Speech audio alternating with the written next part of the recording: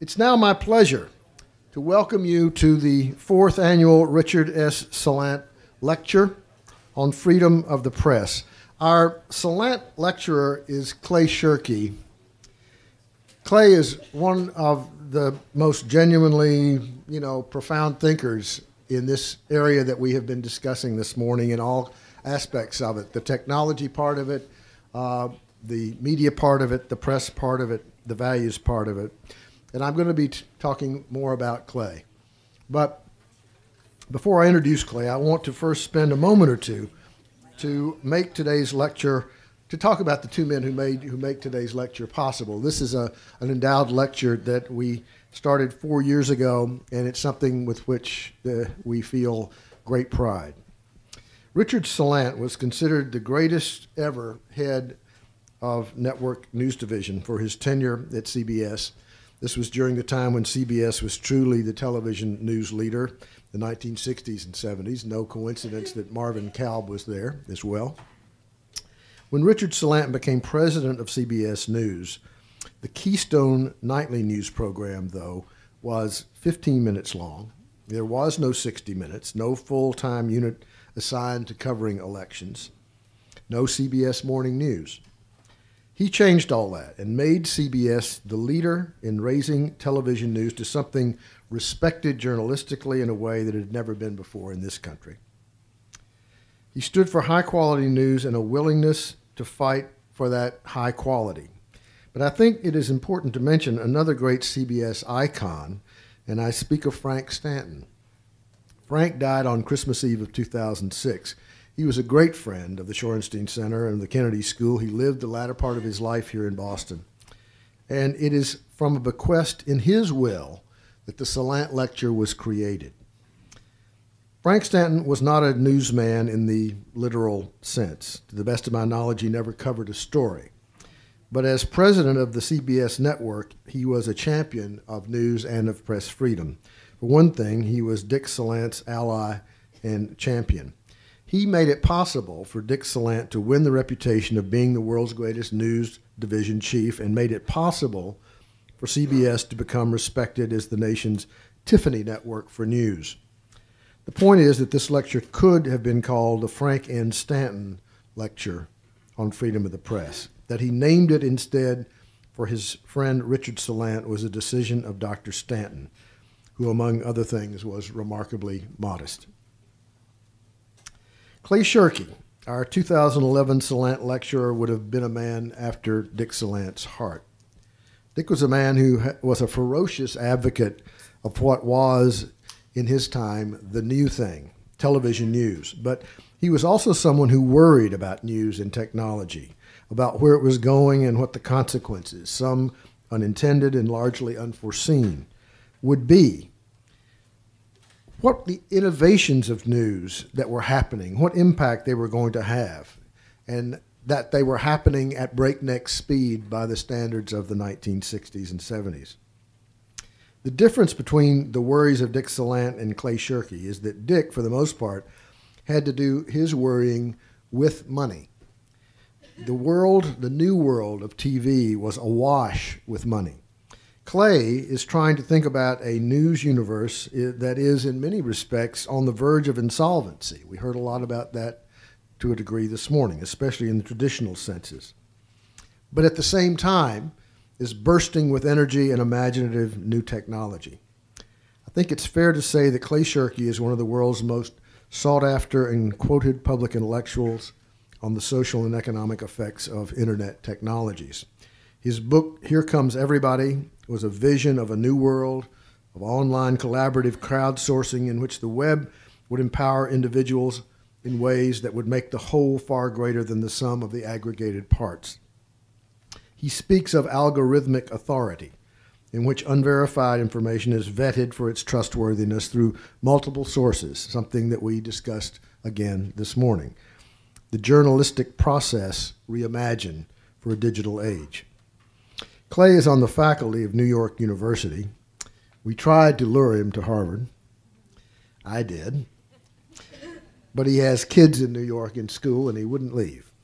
But even so, We had him for a semester as the visiting Murrow lecturer, where he taught a course called New Media in Public Action. He did a great job, of course, and has remained a friend and partner to the Shorenstein Center in the Kennedy School. At NYU, he is a distinguished writer in residence and also professor in the Interactive Telecommunications program. In the nerd world, he is a rock star. He is listened to not just because of his thoughtfulness and insights on the impact of technology, but because he infuses that thinking with values, including the importance of a free press. It is my pleasure to present our 2011 Salant Lecturer on Freedom of the Press, Clay Shirky. Thank you so much, Alex. And it is really, it is a pleasure and an honor to be back at Shorenstein. I'm, of course, here to talk about freedom of the press, and I want in particular to talk about freedom of the press as a relationship between actual technical capability and a set of legal and policy restraints that envelop and shape that capability. This is an ancient pattern. It well predates the founding of the United States. In fact, I think I can give you an idea of how ancient this tension is between regulatory power and technological capability by telling a story of a media revolution, but not our media revolution, a media revolution from 500 years ago. After Johannes Gutenberg had perfected movable type, it spread through Europe, and after a while, a tradition of publishing Bibles in vulgar languages sprung up. French and Italian, Spanish and German, and in 1526, English. A man named William Tyndale had translated the Bible into English and proposed to print and sell copies to the English. Now, the Catholic Church, whose considered opinion on this matter had always been clear, if Latin was good enough for Jesus, it should be good enough for you, frowned on the production of these Bibles. And in particular, the Bishop of London was especially alarmed at news of an English Bible being created. And so he sought to forestall the English Bible getting into the hands of English citizens. Unfortunately for him, Tyndale and the Bibles were not in England, they were in Antwerp for the obvious reason. And so the Bishop of London's power did not go across the water, and Plan B was needed. Plan B was hatched in the person of a man named Augustine Packington, who was a wealthy British Catholic merchant who signed up for the job, went to Antwerp, found Tyndale, whereupon not 100% understanding the economics of the printing press, he proceeded to buy every extant copy of the English language Bible and then burn them, thus creating an event that has only been whispered about in the halls of publishing institutions since, a guaranteed 100% revenue on a single transaction alongside an enormous marketing boost and zero loss in demand. Right? It is hard to imagine a scenario more opposite to what the Bishop of London desired than that scenario. And this, of course, was but one skirmish in the long struggle between the Catholic Church and the increasingly restive publishers in the intellectual foment of Europe in the 1500s. It was a period that came to be called the Counter-Reformation, and the church invented strategy after strategy to attempt to grapple with. One of their other strategies was to draw up, for the first time, an index of banned books. They didn't draw up such an index until the 1500s, because the index of banned books was not a response to heresy. By that point, the Catholic Church had been fighting off heresy for the thick end of 1,000 years. It wasn't even a response to heresy written down in books. There had been heretical codices for as long as the Codex had existed as a form. The index of banned books was a response to abundance. The threat that the Catholic Church was trying to see off was that the heretical books were now widely available, written in languages that people who didn't read Latin could understand, and, most alarming of all, they were becoming cheaper by the year. Now, I will apologize for those of you who haven't seen the movie. I'm going to give away the ending. The Counter-Reformation failed to counter the Reformation. And so this list of strategies that the Catholic Church had tried over this period ultimately ended in a kind of a stalemate. And the Catholic Church called off the Counter-Reformation in 1648. Now, in almost any year in the 1600s, the Church announcing that the Counter-Reformation had ceased would be a good candidate for most important event of the year. But not in 1648, because something much more important happened in that year. as a function of the same truce, which is the end of the 30 Years' War and the signing of the Treaty of Westphalia. And what the Treaty of Westphalia said was, we are going to divide Europe into well-defined nation states, and we are going to retire our armies inside those borders and cease fighting with one another. And so the countries of Europe, and later the world as the model spread, took on the characteristic of geographically continuous areas, largely culturally and linguistic coherent populations, and single, well-identified governments. And a curious thing happened to the media environment in light of the Treaty of Westphalia. It de-globalized. The media environment in the late 1600s was less global than the media environment of the early 1500s. No more printing things in Antwerp to be read in London, no more printing things in Venice to be read in Madrid. Typically, media, after Westphalia, was produced in the country where the consumers were. There were a lot of reasons for this. Some of them were quite practical. It's cheaper to print things near and ship them near than to print them far away and ship them far away.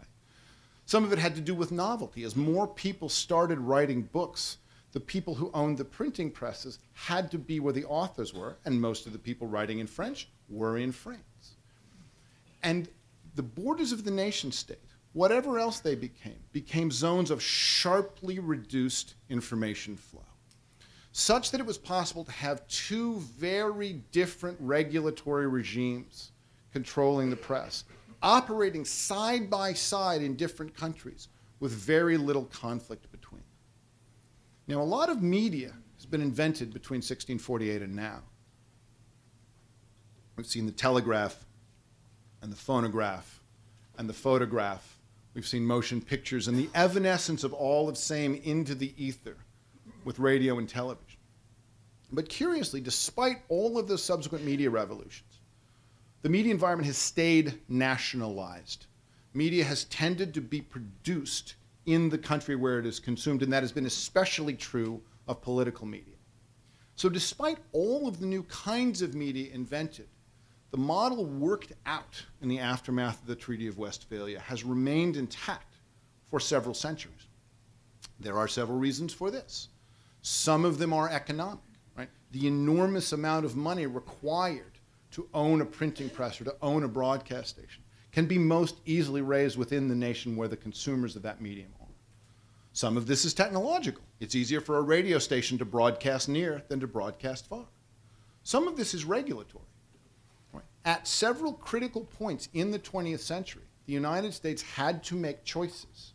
The United States government had to make choices about regulatory regimes that would favor either a large number of small broadcasters or a small number of large broadcasters. And it consistently made the latter choice. The United States preferred to work with a set of relatively large, relatively stable, relatively long-lived media institutions. And this existence of national encapsulation, the nation state as both a platform and a container for free speech, allowed us to essentially have it both ways in our current free speech environment. We could have an incredibly broad constitutional protection for free speech, and we could have a series of laws that said, well, you can't libel people and you can't reveal trade secrets, and here are the controls on obscenity. And because the entire conversation took place within a national matrix, right, it was possible for the legal system to balance out those competing interests because the whole system was contained by those borders. If you want to see how vital the national context still is 350 years after its invention, I can do no better than to quote Marcus Broccoli, who gave the Salant Lecture last year. And in that lecture, he told a story about the Pentagon coming to the Washington Post, his paper, and asking that paper not to publish a story that the Pentagon knew they were working on. Now, Broccoli's point, of course, is that the most powerful government in the world could not require or demand or order the newspaper to do anything.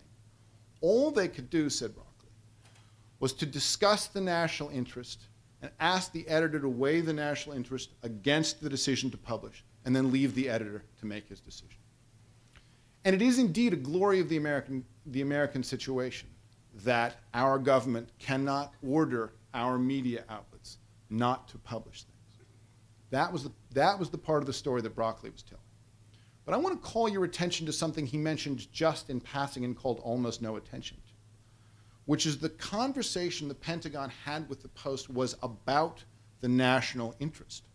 The Pentagon could sit in that room and assume that everyone there was a citizen, that the institution they were dealing with was incorporated in the United States and subject not just to its laws, but to its long-term political context, and that even if they disagreed, everyone in that conversation could be said to have something like the national interest of the United States at heart.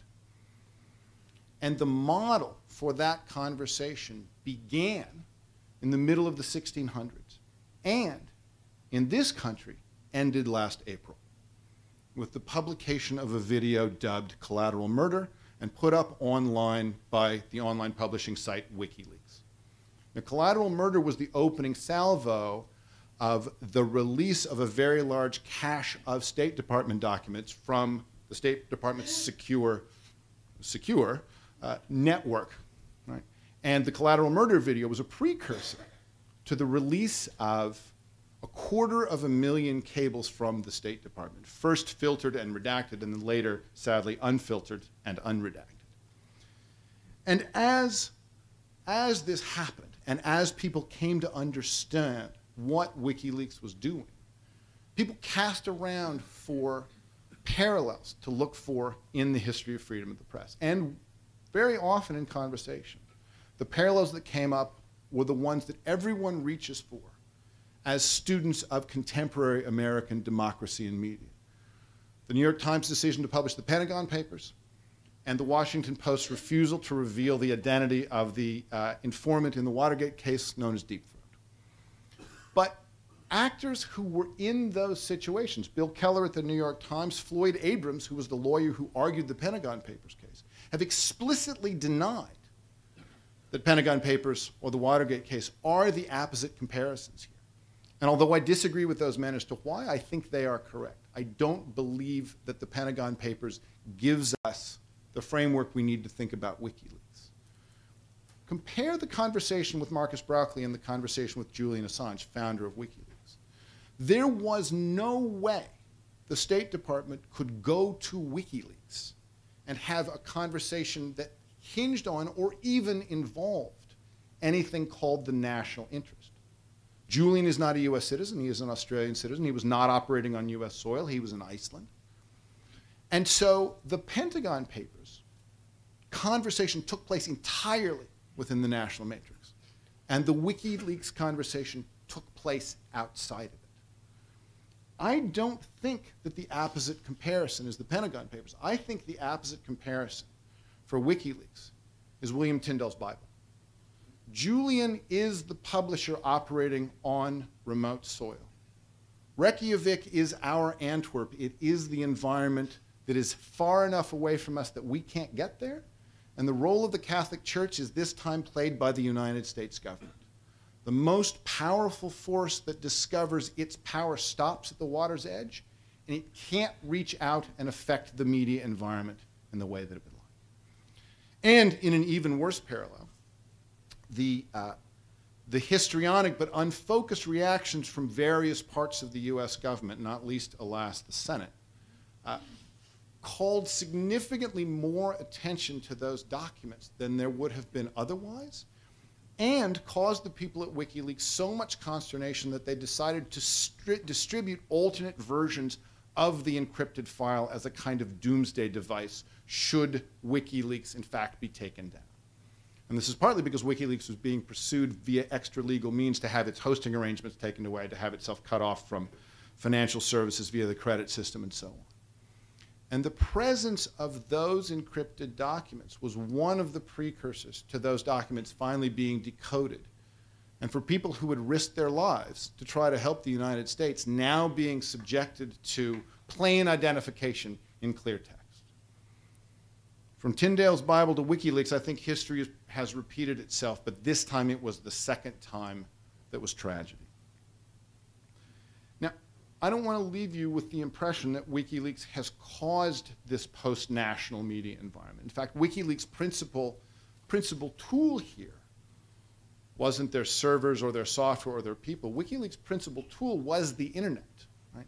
When you have a medium that allows data to move from Kandahar to Reykjavik and from there to Madrid and London and New York, and to do so quickly and privately and above all cheaply, you have a medium that makes it easy to create these kinds of platforms. But because it's the internet driving this post-national media environment, different countries discover this change at different times. In Canada, in 1994, during a particularly lurid sex crimes trial called the Homolka Teal trial, a Canadian judge enjoined the press from discussing the trial. And as had happened in the past, this successfully stopped magazines and newspapers and radio and television from discussing the trial. But, the Canadian judge discovered, they could not stop conversation on America Online, and they could not stop conversation on Usenet. The national border had not become porous so much as irrelevant. 5 years ago, in Italy, a documentary made about the Priestley abuse scandal, first discovered and documented in this city by the Boston Globe. That documentary movie was going to be shown to the Italian people on RAI, the Italian broadcaster, and so the Italian parliament said, well, no, actually, you're not going to do that. We forbid the national broadcaster from showing this documentary.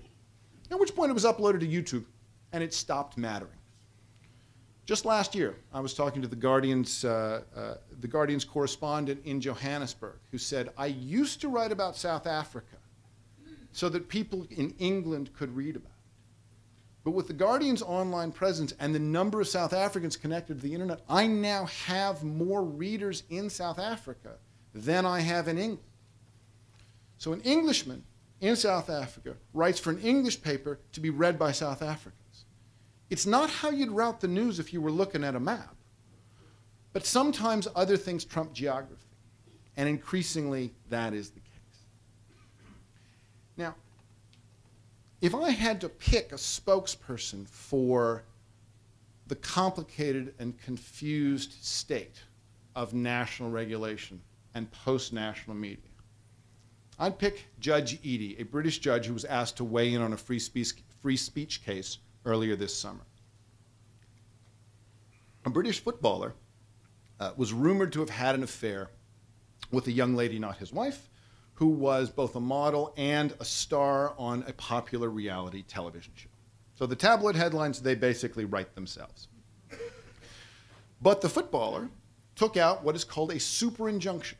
A super injunction is a way of not merely instructing the British press not to write about something, but also instructing them not to mention the fact that there's something they can't talk about. It is like double secret probation for newspapers. And this lasted, as you might imagine, all of about 35 seconds. Tens of thousands of people on Twitter showed up and said, hey, Ryan Giggs is having an affair with Imogen Thomas. How about that? And when it was pointed out to Judge Eadie that the super injunction had been utterly ineffective, he said, if the British populace is going to start behaving like publishing outlets, they are also going to have to start learning that the law applies to them as well. So savor that irony for a minute. The whole point of a super injunction is not to tell the public something. But if every member of the public is a media outlet, you have to tell them the thing that they're not supposed to know in order that they can obey the law, thus eviscerating your court order by enforcing it, right? So Judge Eadie gets my vote for the not thinking things all the way through award, an award somewhat debased, alas, by the fact that it's given out about once an hour in the current media environment. So this is a dangerous moment for free speech. Not because we know how nation states and post-national media environments interact, but because we don't. We don't know. And the reaction to that change, the reaction to the enormous increase in free speech as an actual practical capability, could leave us in a considerably worse state than we are now. There's a lot of attention paid when thinking about freedom of speech, particularly as regards the use of the internet, on the world's autocracies, on Iran, on China, on Cuba. But of course, there's nothing new there. Autocracies have always expended an extraordinary amount of resources to keep their people from communicating with one another or with the outside world. The threat we face now is coming from the world's democracies. South Africa, which has discovered that a press that has more international coverage and more transparent access to data is getting uncomfortably close to some ties between the president's family and the issuing of state contracts for things like mining rights, has proposed a press tribunal, which basically would have, if enacted, the right to oversee the interaction of all of the press operating in that country, whether they were incorporated locally or globally. South Korea, in the aftermath of protests that shook Lee Myung-bak's government in the middle of 2008, has enacted a real names law in which a South Korean citizen wanting to do so much as comment on a video must register their real name with that site in a way that is directly accessible to the South Korean government on demand. And to make it clear that this is not about increasing personal accountability but decreasing group coordination, the law only applies to sites with 10,000 or more users. This is not actually about individual behavior. This is about group synchronization. South Korea, because of this, is the first nation to get itself banned from YouTube by Google rather than comply with the law. And in Italy, right now, they are debating a law which says anyone who has something written about them online that they don't like has the right to demand that that same site publish a reply, unredacted and uncommented on, in full, within 48 hours, or be fined 12,000 euros. Here's two things that law doesn't propose. It doesn't propose that the accuracy of the statement is any sort of defense at all, and it doesn't propose any exemption for political speech. Right? That may go through the Italian Congress next week. Now, we would expect the governments of the world, even democracies, to be somewhat iffy about this. Democracies have always been fitful supporters of free speech, and when they do support increases of free speech, they have typically supported it only incrementally. So it is disappointing but not surprising that the threats are coming from democracies. What's disappointing and surprising is the threat that's coming from mainstream media, because they have typically been the most active, most vocal proponents of free speech and the most active opponents of states to restrict that speech. But in this case, they are curiously quiet.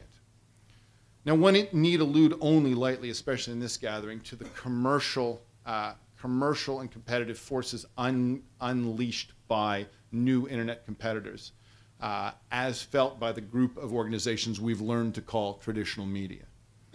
And to the affront to professional dignity to see citizens calling themselves publishers merely because they have software that has a button that says publish. Right? But even then, the temptation to assume that there is a separation that can be cleanly and coherently drawn between traditional publishers and the new participants in the media environment is pernicious. Bill Keller has gone out of his way to characterize WikiLeaks as a source, to talk about WikiLeaks in a way that explicitly denies that what WikiLeaks is doing is in any way related to what the New York Times is doing. But Joe Lieberman, God bless him, intellectually honest to the last, gave the game away last fall on the Senate floor when people were looking for a way to charge WikiLeaks with a crime. Lieberman got up and said we should absolutely do that and we should go after the New York Times too. Because Lieberman recognized what Keller denies, which is that any legal rationale for going after WikiLeaks is a legal rationale for going after the New York Times. And then what Lieberman fantasizes about is re-adjudicating the Pentagon Papers case, this time with the New York Times in the losing role. Alex, I wish I had better tidings to bring you on the happy occasion of Shorenstein's 25th anniversary. But alas, I don't. I wish I could tell you that the expansion in free speech occasioned by these new tools is a lock, a done deal, so baked into the environment that it can't be uprooted and it can't be reversed. Sadly, that is not true. So what I will say instead three things. First, 20 years from now, we're going to look back on this period and we're either going to recognize it as the beginning of a revolution or as a funny interregnum, right? Because what the democracies of the world are asking for, like the index of banned books, is not a sensible return to a previously acceptable status quo, but instead a vast new set of powers unlike anything they had enjoyed previously. And that if we are going to see this period as a revolution and not as an interregnum, we have to sign the democracies of the world, and particularly the United States of America, up for the idea that freedom of speech is something that has to be defended. It can't be allowed to be eroded piecemeal. In particular, we've been quite good at talking about control of speech to the governments in Tehran and Havana and Beijing. But we have to get that good and better at holding ourselves to those standards and in having that conversation with the governments of Seoul and Rome and Pretoria. If we don't hold ourselves to those standards and we don't hold our democratic allies to those standards, we have no standing to lecture autocracies at all. The second thing I'll say is that if we are going to see this period as a revolution and not as an interregnum, we have to sign up the traditional media outlets for defense of freedom of speech, even on the part of the new entrants. Yea, unto the lowliest blogger. There is no way to draw a clean line that said media, essentially media incorporated before 2000, one set of rules to the left, people publishing after 2000, another set of rules to the right. Rationales for restricting speech are rationales for restricting speech, and the mainstream media needs to understand that notwithstanding the competitive pressures and the affront to professional dignity, with the digitalization of all media well underway, there is only one media environment that matters, and controls in that media environment will apply to all participants. We need to be very careful about thinking through the logic of this, because we may be setting the stage, not just for the next few months, the next few years, but for the foreseeable future. And the third thing I'll say is that if you wanted to take that problem on, you'd want to do it from inside an institution that is committed in equal parts to thinking about the press and about public policy. Right? I can think of nothing I would recommend more highly to Shorenstein in the next 25 years than thinking through the possibility of political speech in a post-national environment and securing for ourselves some of the advantages we enjoyed in securing political speech in a national environment. We could do this. We could see that this increase in freedom of expression as a practical, lived experience for billions of people worldwide remains part of the global fabric of conversation. But we could also lose. Not all counter-reformations fail. Last time, maybe we just got lucky. Thanks.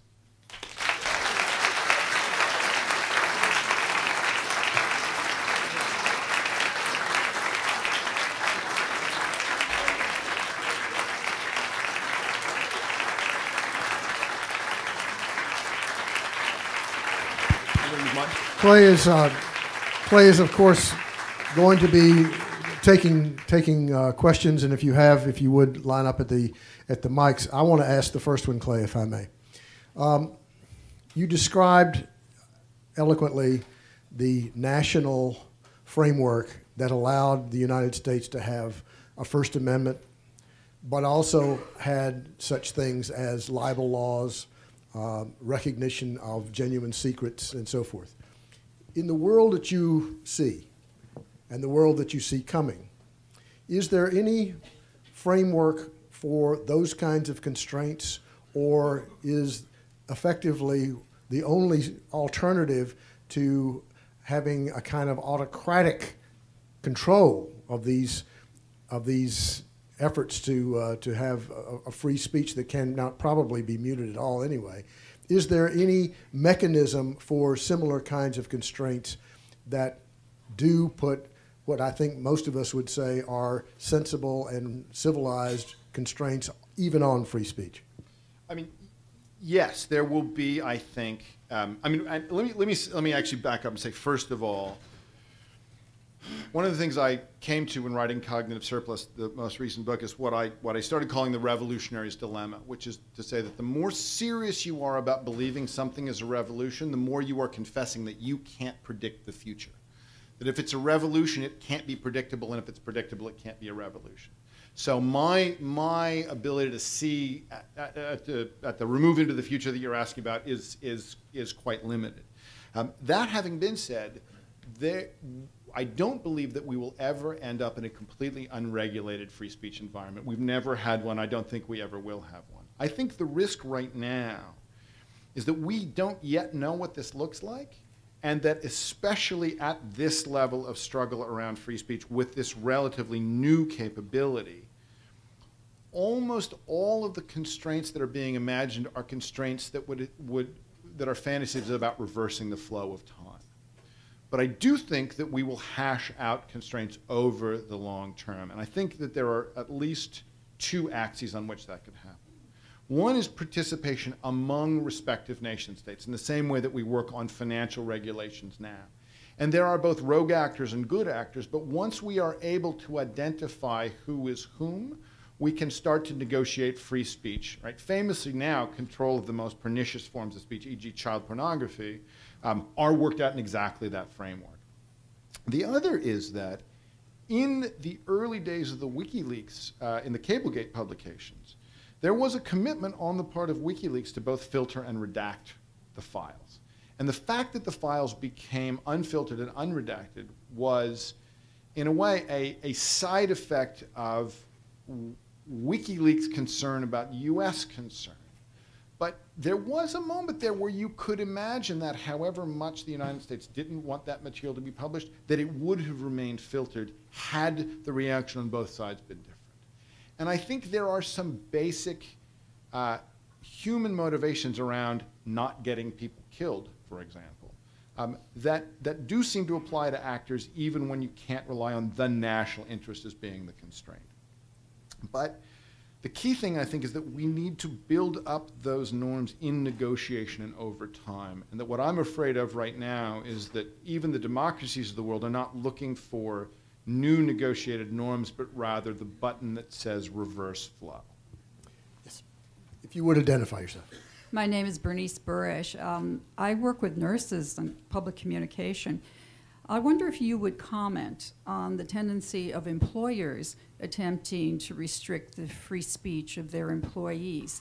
The example is there are many hospitals now that have very, very broad restrictions on nurses using the social media, not just in the workplace, but beyond that. And what it's doing, it's terrorizing nurses, but it's also preventing them from getting clinical support, such as tweeting each other and so on. They're really, I think the bottom line of this is to prevent nurses, to prevent nurses from organizing in any way. As with the South Korean real names issue. It's interesting, when Alex first invited me to come here and talk about this, I had originally thought to talk about essentially everything and quickly talked myself out of that idea. But the other huge moving piece in all of this is the tension between the commercial desires of the platforms that offer up these tools for speech and the regulatory environment of commercial entities versus the requirements of democracy to have an environment open for free speech. We don't have a public sphere online. We have a corporate sphere that tolerates public speech, and we have extraordinary legal unclarity about that. This is essentially a re-adjudication of the Pruneyard case in the United States context, in which, actually a series of cases in which the question around free speech at commercial malls, as commercial space in the United States became, or rather as public space in the United States became commercially enclosed, the justices at both the state and federal level wrestled very uneasily and, to my mind, have achieved nothing more than a kind of loose patchwork of compromise around whether or not people get to exercise free speech rights in commercial space. I will also, so that issue I think is core to this. I will also observe that most of the concern around people using this media seems to my eye to center around women. That it is not in fact it is not typically a general concern. When you look at the number of people who have their private lives exposed and are then made to suffer for it, disproportionately female. I can't tell whether or not this is a press bias in covering those cases or whether the harms are in fact unevenly distributed. Always when you look through the lens of the press, you see two layers. But it is interesting to me, and I suspect relevant to a nurses group or a nurses union, that there may be a gender aspect to this kind of control. You wonder, for example, whether or not doctors are subjected to the same restrictions, and that I don't know whether there are any legal avenues for that access. But that does seem to me to be a case. Does seem to me to be a common element of these kinds of cases. Claire, hi, Nick Gowing. Nice to see you again. Nice to see you. I don't know if you were here when I made an intervention with Anne-Marie earlier, but I talked about the new brittleness and fragility of power because of the environment you've written about and I've written about and other people here. But I'm building on that. I find it inconceivable that this is going to be an interregnum. I think there are areas, including in the authoritarian countries, where they are trying to make sure it is only an interregnum. But I think it's going to be sustainable simply because of what Vivek said this morning. It's 0.0001%. I don't know if I've got the right number of decimal points, but we haven't seen anything yet. And what you see at the moment is an inability of those in positions of power and responsibility to claw it back. I should actually perhaps read what the Lord Chief Justice in Britain said after the ... Ryan Giggs. 75,000 people tweeted. He said, Lord Judge, the Lord Chief Justice, modern technology is totally out of control. Those who peddle lies on the internet must be fined. Well, I ask you to imagine how this is going to proliferate. So I think in answering it in the way he did from the establishment, if you like, and you're seeing that even in places like Britain, the way this kind of thing has just been kicked into touch. But look also at what happened with the British violence back in August when David Cameron decided, when he came back from holiday rather belatedly, he said, well, we're thinking of introducing controls on BlackBerry. BlackBerry have now introduced their own controls, but that's another story. And also on Facebook. Easiest way to prevent youth. And also on Facebook, and also on Facebook to stop people organising demonstrations. And 2 people were jailed for 4 years for trying to organise a protest which never actually took place. I say that because the backlash was enormous in Britain.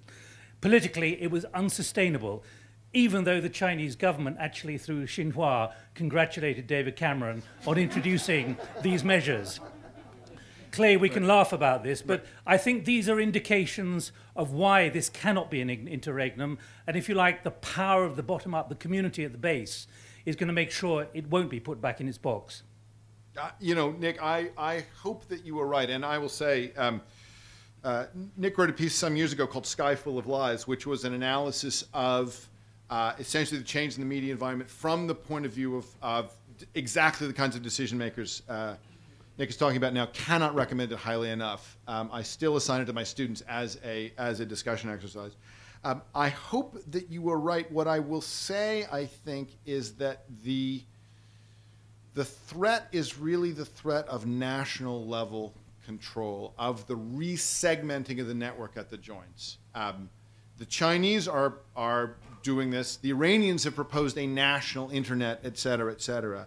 But it may be that technologies perfected in an autocratic context start getting adopted by, e.g., the UK and Australian proposals for network-level filtering. I hope very much that you are right. I spend a lot of time looking at the ways that the unleashed potential of group action is altering the relationship between citizens and the state. But I can't go all the way to no fear, in part because I think when the democracies of the world are signing up to force their own citizens to identify themselves in public forums in ways that the state can see, that is closer to what Cameron imagined for himself in the UK than I think people in the West have cottoned to. and when it's an actual lived reality in South Korea now. So I think you and I are in agreement that it would be good if political speech thrived in a post-national environment, but I'm generally an optimist, but in this case I can't go all the way. I can't go all the way. Yes, sir. Hi, thank you. My name is Alex Remington. I'm a first-year Master's in Public Policy candidate at the Kennedy School and a research assistant here at Shorenstein. I'm very interested in the dimensions of this post-national online environment. One thing that you had said is sometimes other things trump geography, but while national borders appear to be eroding, the same may not be entirely as true for national identity. It is still the case, I believe, that most French authors are still in France, and most people reading South African news on an English newspaper are South African. Right. This Westphalian nationalism hasn't, or the erosion of it hasn't cured the problem of Babel. We're all interested in what we speak, where we live, who we are, who we know. So while the New York Times successfully ignored the British Official Secrets Act for many, many years, that didn't create this WikiLeaks controversy that you have identified. Ultimately, the hope of free speech is that we will find out things we wouldn't have otherwise learned. But if the only people who care are already in our country, then that does make them subject to some of the laws that are otherwise challenged. So I wonder if you could talk, what's truly different now? You know, I would say that, so first of all, I think the basic analysis is absolutely right, that even without the national border as the zone of sharply reduced information flow as an edge, there is still a centering of particularly linguistic groups. I would say two things have happened that are different. One, if you wanted, particularly after the Judy Miller case, in which the government was observably able to exert enough force to get what it wanted out of Miller and the Times, even though it was in the form of the source coming forward. If I wanted to leak something and I didn't want the U.S. to know, the lesson I would take from the Judy Miller case is don't go to the U.S. press. Don't go to anybody reachable by the U.S. government. Now, the choice used to be that if I leaked it to a foreign paper, it would not be read by local citizens. Now, The Guardian's readership, to take just one example, is larger in the United States than it is in the UK. So the question I'm asking myself is, for anyone leaking anything, why would they ever leak it to a media outlet in their own country? Because this redirect does, as you say, put both the producer and consumer of information in the same country, but moves the unveiling of the publicness of it outside the frame of national control. The other thing that's happening, a little more speculatively, I was struck last night when Alex said these proceedings are being translated into 3 other languages. That one of the things that makes nation states edges zones of sharply reduced information flow is that you speak French and I speak German. But between low-cost crowdsourcing and surprisingly good algorithmic translation, the ability of information to move in and out of a country without respect to the language of origin is higher than it has ever been in human history. We have not, I think, seen many cases, with the possible exception of some reporting from Tahrir Square and Sidi Bouzid in Tunis, not seen many cases where that translation has had direct practical effects, but I think that day is coming, and that will be another erosion of this national edge case. Andrew Robertson, former Shorenstein Fellow. As a historian, I want to commend you for using a 17th century case study. But I also want to suggest that the result may be more complicated, so I'll introduce an 18th century case study. The case of another instance where I think information transcended national boundaries, and that is after the French Revolution in the Atlantic world. You really think about the response by the British and the American governments, which were almost identical.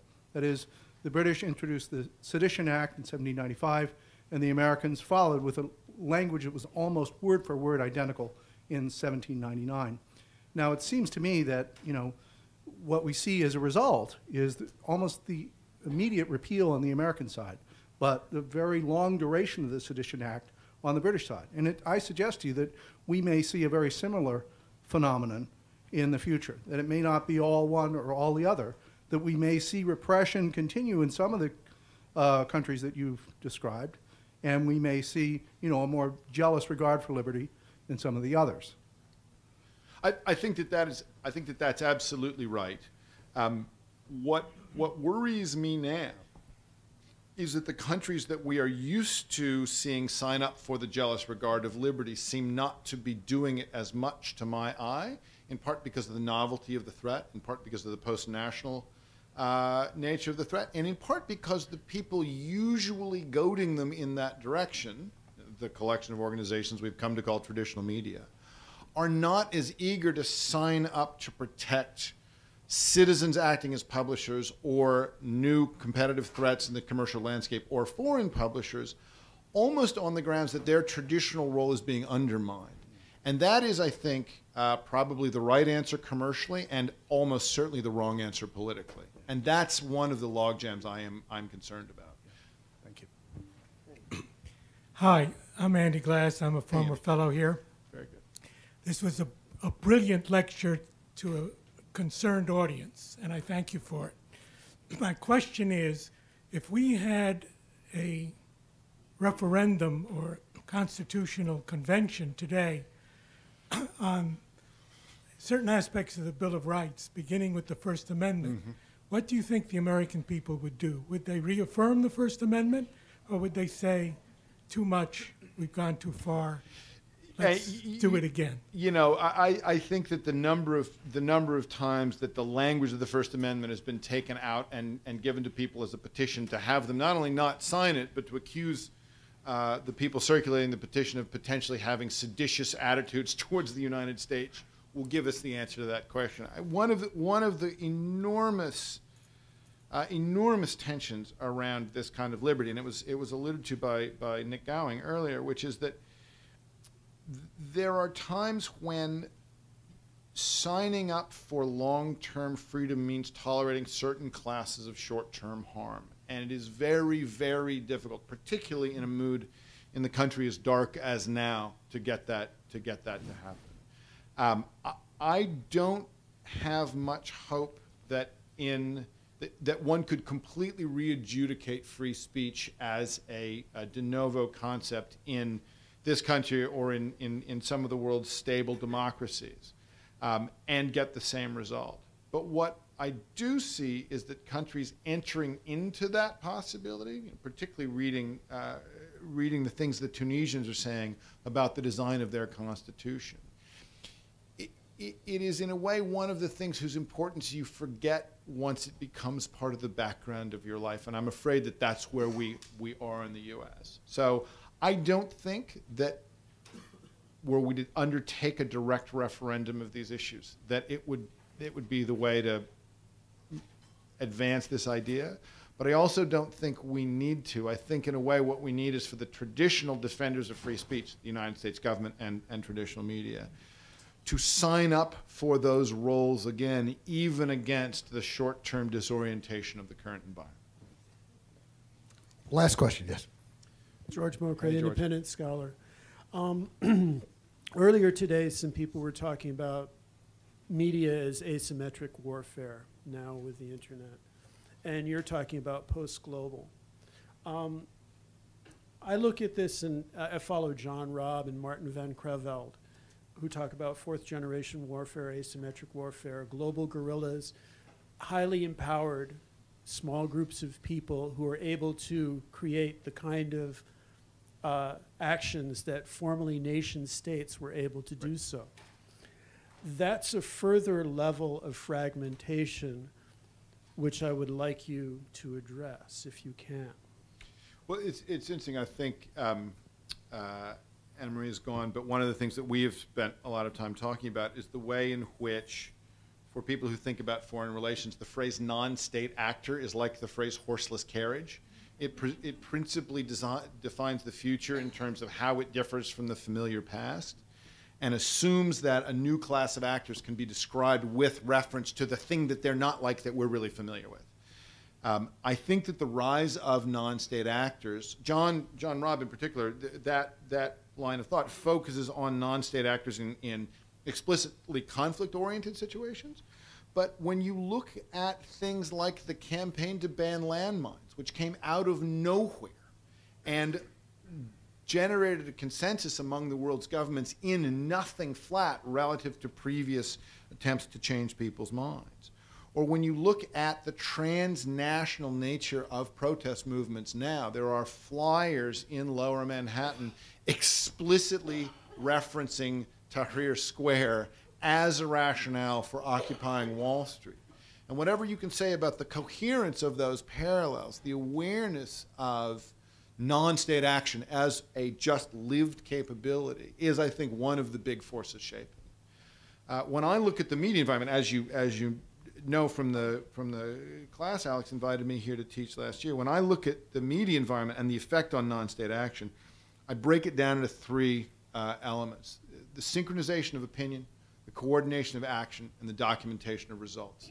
And when you look at things like the Egyptian situation in the lead up to the Arab Spring, you see the Kafaya movement, you see bloggers talking to each other over the course of years just to synchronize their opinions about Mubarak. Then you see uses of the tools to coordinate action, the ability of these citizens to say in advance, we're hijacking National Police Day, we're telling you now that in the future there will be a protest in Tahrir Square. Not only do we not need permission from the state media to arrange that protest, they can't stop us from telling you. And then, of course, the thing I underestimated that has turned out to be enormously important is documentation of the results, right? Here we are in the Pearl Roundabout in Bahrain, and I am giving you video evidence that the government is using live fire against its own citizens. And while the global guerrilla analysis takes a slice of that, I think that the general pattern of increasingly coordinated non-state action is going to be a big part of this post-national matrix, whatever you want to call it. Thank you. Clay, thank you so much. Thank you. Thank you. Thank you. Oh, thank you very much. Thank you so much.